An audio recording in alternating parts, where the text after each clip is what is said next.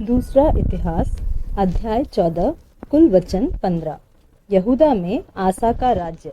अंत में अबिया अपने पुरखाओं के संग सो गया और उसको दाऊदपुर में मिट्टी दी गई और उसका पुत्र आसा उसके स्थान पर राज्य करने लगा।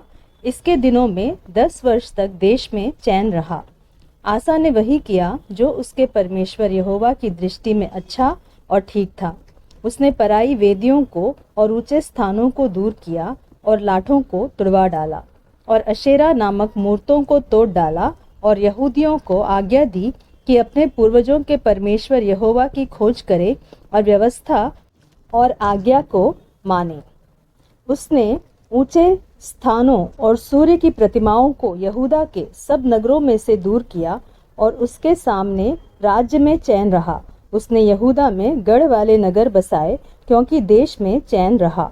उन वर्षों में उसे किसी से लड़ाई न करनी पड़ी क्योंकि यहोवा ने उसे विश्राम दिया था।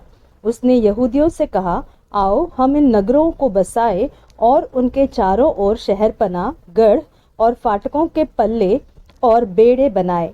देश अब तक हमारे सामने पड़ा है क्योंकि हमने अपने परमेश्वर यहोवा की खोज की है। हमने उसकी खोज की और उसने हमको चारों ओर से विश्राम दिया है।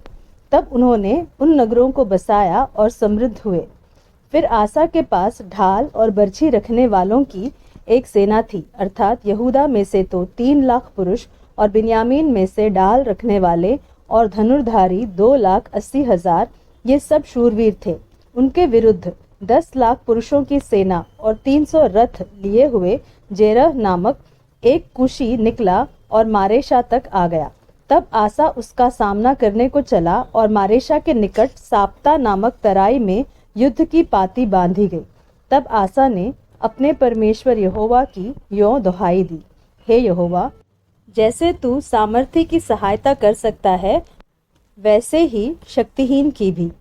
हे हमारे परमेश्वर यहोवा, हमारी सहायता कर, क्योंकि हमारा भरोसा तुझी पर है और तेरे नाम का भरोसा करके हम इस भीड़ के विरुद्ध आए हैं।